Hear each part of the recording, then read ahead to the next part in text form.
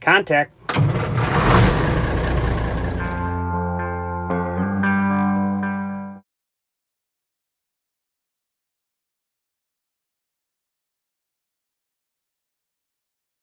Hello everybody, welcome to America.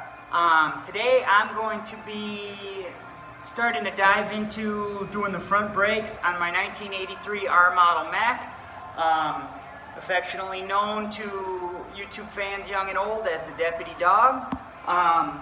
So I'm going to dump, my plan is going to start taking it apart tonight, figure out what I need so I can get the parts before the weekend so I can work on it during the weekend. So this will probably be a two-parter. Don't be surprised if I'm wearing different clothes next time you see me.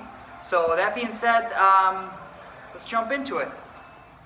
Alright, so I want to make a disclaimer here that at no point do I claim to be an expert truck mechanic.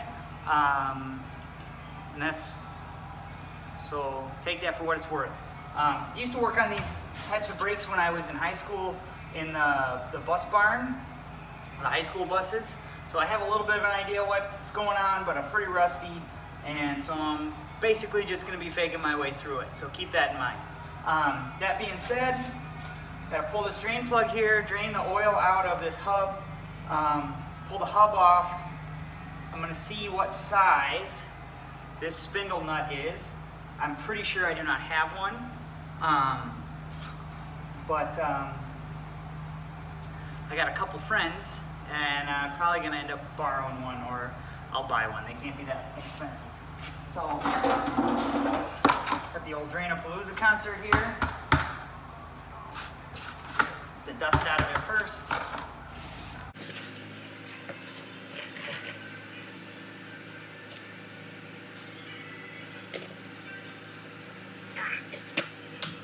She's a little snug. So, this is where we employ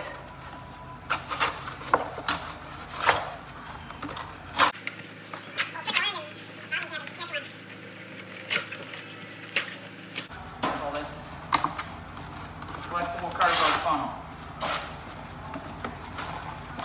It doesn't have to be a cardboard beer box, but it helps. And you put that like that, and it'll keep all the oil off of your deal.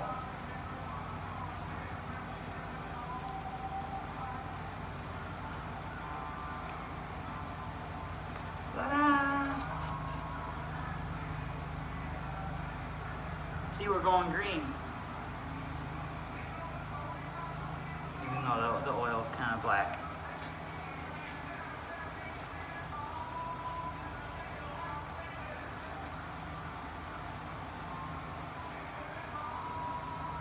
Let that drain. Put this plug underneath you.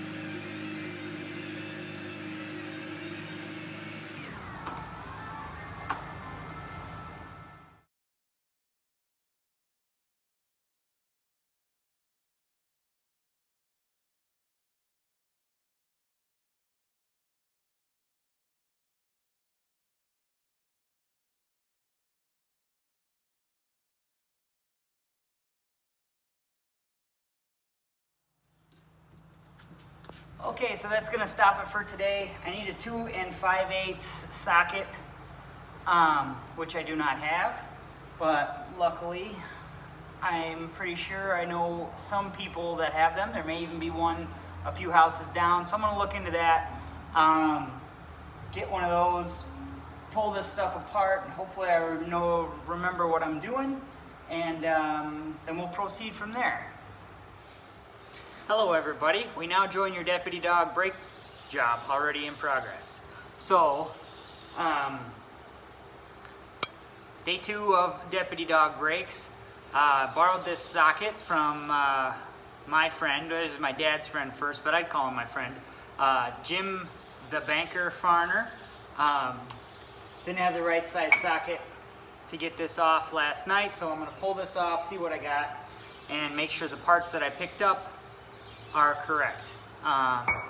So in order to do that, there's a little metal ring that's around this nut that is a retainer to keep it from spinning off.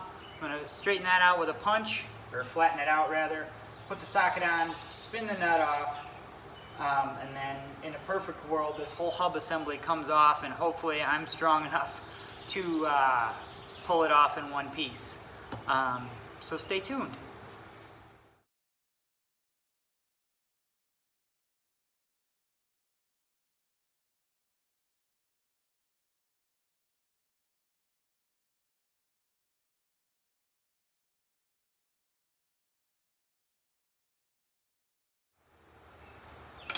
So I'll show you in a second once I get it all apart, but my own personal thing, whenever I pull something apart like this with all the nuts and washers and spacers and things of that nature, I always try and lay them down in a neat, organized pile, usually on a shop rag, but currently in between shop rags at the moment. So I used a clean cardboard from one of the filters I did from when I changed the oil last weekend.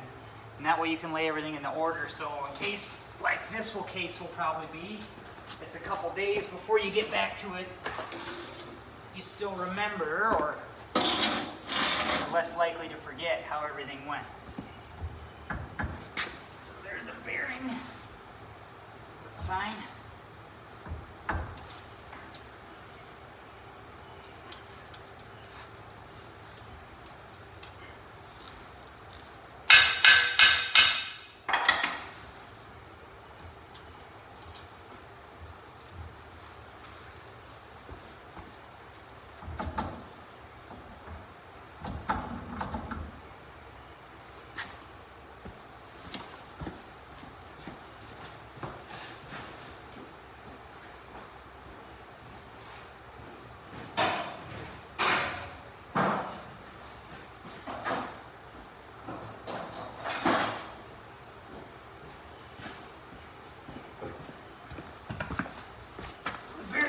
Coming out. Pretty sure the only thing that's holding that hub on there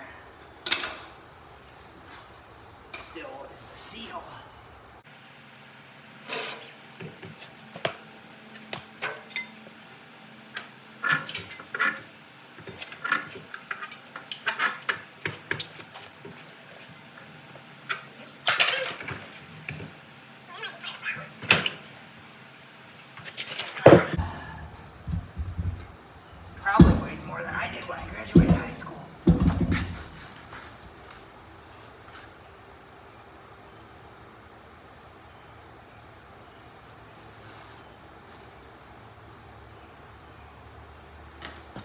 Alright, so I got that pulled off, which is a plus. And actually, I think there was a leak in here at one point. Can't tell if it's leaking still or now, but on the plus side, the oil leak, kept everything from rusting. So, we got that going for us, which is nice. But as shiny as those are, yeah, I already bought the parts. I'm just gonna go ahead and do it. So here's what I was talking about. I laid everything in order in the reverse of how it came apart, because this might sit here for a day or two before I put it back together by the time I get all the parts, and I don't 100% know exactly what I'm doing. So when I go to put things back on, I know just start from that side or the top of the stack and go in that order, and they'll go back together. But we got these off. Here's the S-cam, which has been over-greased at one point. Hopefully that wasn't me. So when I was in high school and we worked in the bus barn, there was a rule: you're only allowed to put 1 pump of grease in. I don't even see where it is. There should be a grease fitting in. Oh, it's down here. I don't know if you can see it. There's a grease fitting down here. This S-cam goes on a shaft in here, and that's what's connected to the chamber. Oh, this is way too zoomed in. So this S-cam is on a shaft that goes to here, and then this rod is connected to that, to your slack adjuster, and that's what turns this S-cam. It's called that because it kind of looks like an S. Who'd have thunk it? So that, and then there's a grease fitting on this tube so that it stays lubricated and doesn't wear out. Well, the rule of thumb was only 1 pump of grease every time we greased it, because if you over greased it, the grease would come out this end, fall down in here or up in here, and then it'd go around in your drums, which maybe that's where it came from. Wasn't even thinking of that.